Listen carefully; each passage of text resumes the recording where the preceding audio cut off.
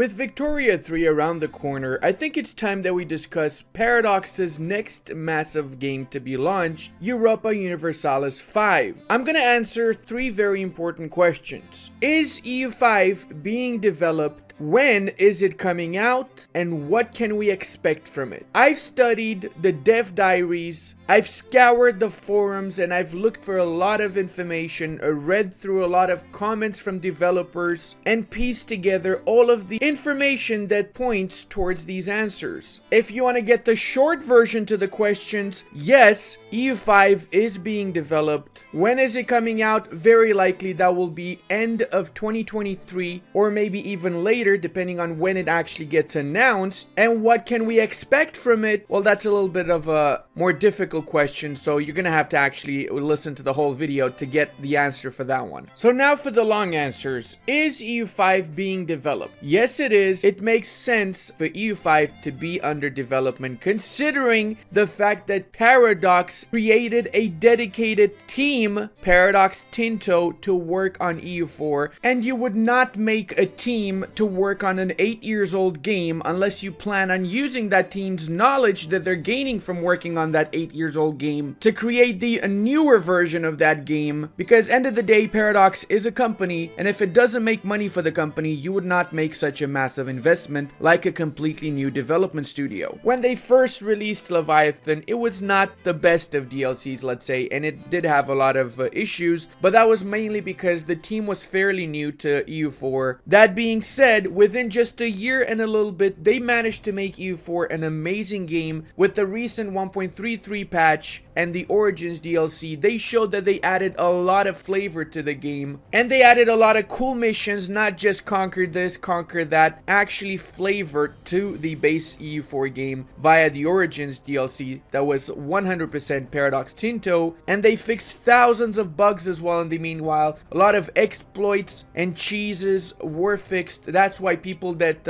enjoy playing with exploits still use the 1.31 version, because 1.33 version, not that many exploits anymore that you can take advantage of. EU4 has been the flagship of Paradox for a while, and despite games like CK3 and Stellaris coming out, EU4 still is one of the most played games that Paradox has. It only makes sense for them, economically speaking, to come up with the EU5 improved version of the game. Not to mention, as they show in multiple dev diaries, the code is completely spaghetti in their own words, so adding a lot of extra DLCs to the base EU4 code right now is not going to be feasible for too much longer. They even mention in one of the dev diaries that they plan on releasing 3 more DLCs. This is before the release of Origins, so they already released Origins. That means there's going to be 2 more DLCs planned. They also said they're going to release a patch to fix a variety of bugs overall. That is the 1.33 France update, which did exactly that. So what we expect next is only 2 more DLCs. I suspect one of it's going to be for the Baltics and Scandinavia. Another one, who knows what it's going to be for. But 2 more DLCs is roughly around 1 year, 1 year and a half of development left for EU4. So then what is the Paradox Tinto team going to do afterwards, considering that they've trained so much learning the EU4 code, and they've basically learned how to perfect EU4 before they stop development on it. Furthermore, there have been multiple sales where they give out EU4 and all DLCs for very little cash, like the Humble Bundle. For only 20 bucks you get EU4 plus all the DLCs. Kind of similar to what happened with CK2 before they released CK3, isn't it? Making such a massive investment in a brand new studio only means that they're training those people to work on the EU4 code so that they have the experience to work on the EU5 code at the same time as they are actually doing those extra DLCs and flavor packs, or whatever you want to call them. Make the team so that they bring all the EU4 features to EU5, or most of them, when it gets launched. Is EU5 being developed? Yes, it is being developed, and it's probably getting developed by the Paradox Tinto team. Let's move on to the second question. When is it coming out? Well, I already said before that it's likely going to come out in the end of 2023, or even a little bit later, based off of how well development is going. What am I basing this off of? Well, we have haven't had Viki 3 out yet, have we? Viki 3 is the next big launch that they're gonna have,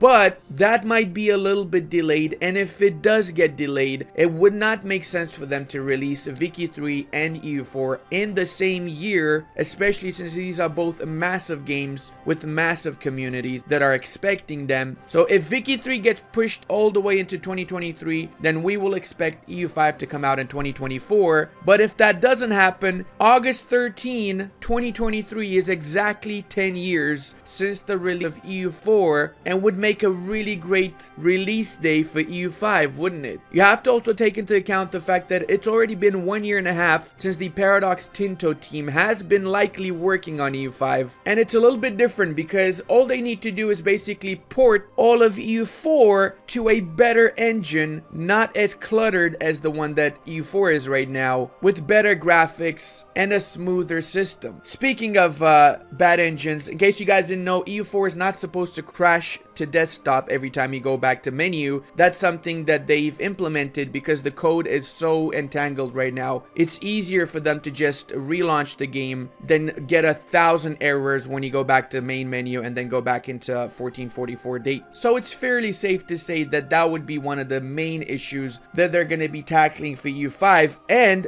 this leads us to the third question: what can we expect from EU5? No more crashes to desktop whenever we're back to main menu. One guaranteed thing that we'll see in EU5 is either 1, 2, or maximum 3 start dates, no more for sure. And that's because the more start dates the game has from the bookmarks, the harder it is to make a stable game and the harder it is to actually add on DLCs afterwards. That's why in EU4, all of the bookmarks that we have not been updated for a very long time because barely anyone actually uses those bookmarks. Everybody plays from 1444, so I wouldn't be super surprised if they had only one, either 1444 start date or maybe a little bit earlier if they decide to go for an earlier start date. Highly suspect that we will have a hybrid between mana points and a pop system and even a better trading system. I know not a lot of people are happy with the mana system, but let's face it, the reality is that the mana system does make EU4 to a certain degree enjoyable, as it gives the option for smaller nations to play toll, which would not really be the case in a population only system like EU3 was. I mean, personally, I love EU3. I grew up with EU3 and I really missed the population system when EU4 came out, but I believe that a mixture between mana points and population would be the perfect result, where you get your manpower and your economy based off of the population that you have, but also mana points can improve certain aspects of that population, thus getting more manpower and economy from a smaller population and keeping both teams happy, since I know there's people that like mana, there's people that like population. The reality is that we do need EU5. Even if some of you think that, oh, it's gonna be a lot of DLCs again, etc. End of the day, DLCs is kind of what kept EU4 alive. Without DLCs, nobody would have kept on playing EU4. And without Paradox keeping on improving the game, changing the game features, and making EU4 into the amazing game that it is today, the game would have died without all of this support. Just look at 1.0 version and look at 1.33 version of EU4 and tell me if you think 1.0 is playable, because I would rather play EU3 than play 1.0